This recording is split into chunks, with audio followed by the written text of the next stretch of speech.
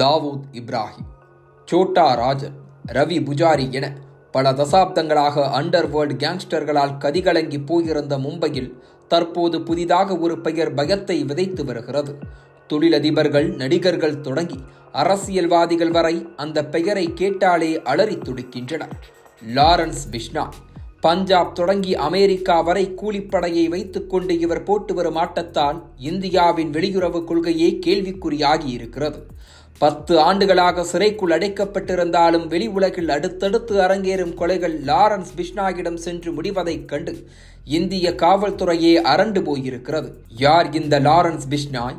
சிறையில் இருந்தபடி கனடா வரை அவரது கரங்கள் நீளுவது எப்படி? இந்தியா பாகிஸ்தான் எல்லையில் சீக்கியர்கள் அதிகம் வாழும் பஞ்சாப் மாநிலத்தில் இருக்கும் தத்ராவாலி கிராமம்தான் லாரன்ஸ் பிஷ்னாயின் சொந்த ஊர்.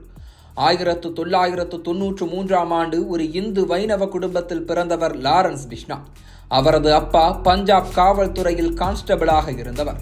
ஏக்கர் கணக்கில் நிலம் வைத்திருந்த பிஷ்னாய் குடும்பத்தில் தனது மகனுக்கு பால்கரன் பிரார் என பெயர் வைத்தார் அந்த கான்ஸ்டபிள்.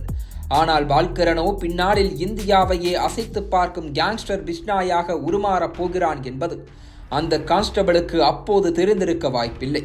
தனது கிராமத்திற்கு அருகில் உள்ள அபோர் நகரத்தில் பள்ளிப்படிப்பை முடித்த பிஷ்னாய் 2010ஆம் ஆண்டு அங்கிருந்து சண்டிகரின் DAV கல்லூரிக்கு சென்றிருக்கிறார். முதலாம் ஆண்டு முடிப்பதற்குள் பிட்டடித்து மாட்டிக்கொண்ட பிஷ்னாய் கல்லூரியின் முதல் மாடியில் இருந்து தப்பித்து ஓடிவிட்டார். அதன் பிறகு பஞ்சாப் பல்கலைக்கழகத்தில் சேர்ந்த பிஷ்னாயின் வாழ்க்கையில் கல்வியை தவிர மற்ற எல்லா விஷயங்களும் அரங்கேறியது.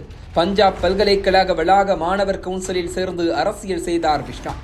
பின்னாளில் மிகப்பெரிய கேங்ஸ்டராக உருவெடுத்த கோல்டி பிரார் என்று அழைக்கப்படும் சத்யேந்தர் ஜித்துடன் நட்பை வளர்த்து கொண்டார்.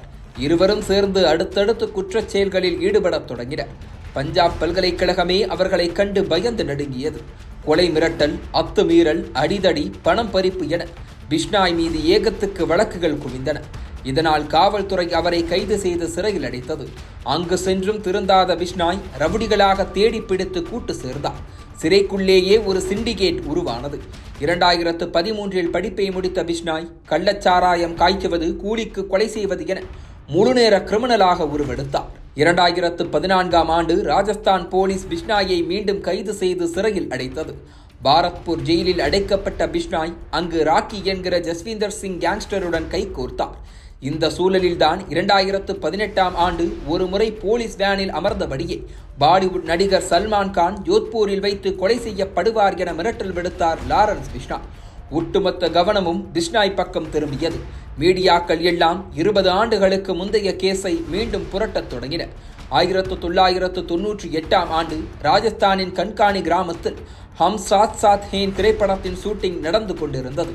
சல்மான் கான் ஹீரோவாக நடித்த அந்த படத்தில் தபு, சோனாலி பிந்த்ரே, சாயிஃப் அலி கான், நீலம் என பெரும் ஸ்டார் பட்டாளமே இருந்தது. அத்தனை பேரையும் அழைத்துக் கொண்டு இரவில் பகோடா தானி காட்டுக்குள் வேட்டைக்கு சென்றார் சல்மான் கான். இந்த வேட்டையின் போது அவர் பிளாக் பக் எனும் 2 மான் வகைகளை உரிமம் இல்லாத துப்பாக்கிகளை வைத்து சுட்டுக் கொன்றதாக கூறப்படுகிறது. இதனால் கொந்தளித்து எழுந்தது பிஷ்னாய் சமூகம். பிளாக் பக் எனும் மான் வகைகள் தங்களது குருவான ஜம்பேஸ்வரரின் மறுபிறப்பு என்று நம்புகின்றனர் பிஷ்னாய்கள். போதா குறைக்கு அழிந்து வரும் விலங்கு இனங்களில் இந்த மான்களும் இருக்கின்றன. இதனால் ராஜஸ்தான் உயர்நீதிமன்றத்தில் சல்மான் கானுக்கு எதிரான வழக்குகள் குவிந்தன. வழக்கில் இருந்து தபு, சோனாலி பிந்த்ரே என மற்ற நடிகர்கள் விடுவிக்கப்பட்டாலும் சல்மான் கானுக்கு 5 ஆண்டுகள் சிறை தண்டனை விதிக்கப்பட்டது. ஆனாலும் சில நாட்களில் வெயில் வாங்கி வெளியே வந்துவிட்டார் சல்மான் கான். நீதிமன்றம் தண்டித்தாலும் சல்மான் மன்னிப்பு கேட்கும் வரை மறக்க மாட்டோம் என்றது பிஷ்னாய் சமூகம். இன்று வரை மன்னிப்பு கேட்காமல் முரண்டு பிடித்து வருகிறார் சல்மான் கான்.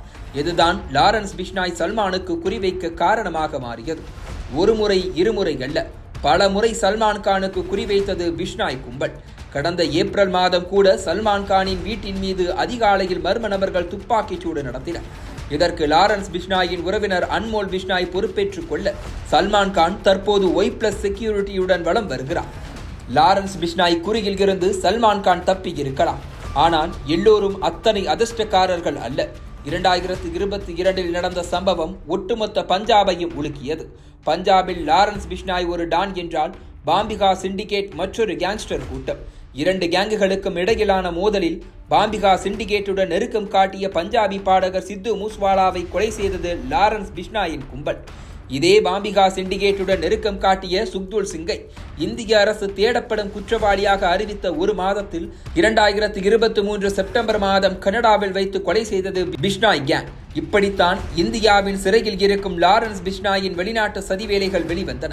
இதற்கு அடுத்த ஆண்டே அதே கனடா நாட்டு மண்ணில் காலிஸ்தானி ஆதரவாளரான பாம்பிகா கேங்கைச் சேர்ந்த ஹர்தீப் சிங் நிஜார் கொல்லப்பட்டார். இந்த சம்பவம் தான் தற்போது சர்வதேச அளவில் பேசுபொருளாக மாறியிருக்கிறது. இது ஏதோ 2 கேங்குகளுக்கு இடையிலான சிக்கல் என நினைத்தார். அதையும் தாண்டி ஆழமாக செல்கிறது பிரச்சனையின் விபரீதம். கனடா அரசு நிஜாரின் கொலையில் இந்தியாவுக்கு நேரடி தொடர்பு இருப்பதாக அதிர்ச்சி கொடுத்திருக்கிறது. இந்தியாவின் அதிகாரிகளை வெளியேற்றி இந்தியாவுக்கே அனுப்பிவிட்டது. அடுத்ததாக அமெரிக்காவில் வசிக்கும் சீக்கிய செயற்பாட்டாளர் குர்பத்வந்த் சிங் பன்னுனை கொல்ல இந்தியா சதி செய்ததாக அமெரிக்காவும் குற்றம் சாட்டியது.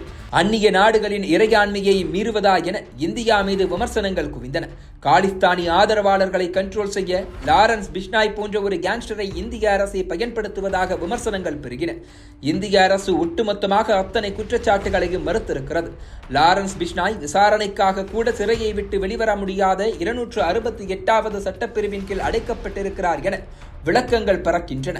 ஆனால் அக்டோபர் மாதம் மராட்டிய முன்னாள் அமைச்சர் பாபா சித்திகி கொடூரமாக கொல்லப்பட்டிருக்கிறார்.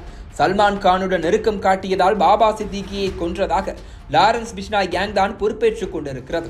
சிறையில் இருந்தபடியே சிக்னல், டெலிகிராம் போன்ற செயலிகளை பயன்படுத்தி இந்தியா தொடங்கி சர்வதேச அளவில் குற்றச் செயல்களை அரங்கேற்றுவதாகவும் VPN பயன்படுத்தி தப்பிப்பதாகவும் லாரன்ஸ் பிஷ்னாய் மீதான குற்றச்சாட்டுகள் கசிய தொடங்கி இருக்கின்றன.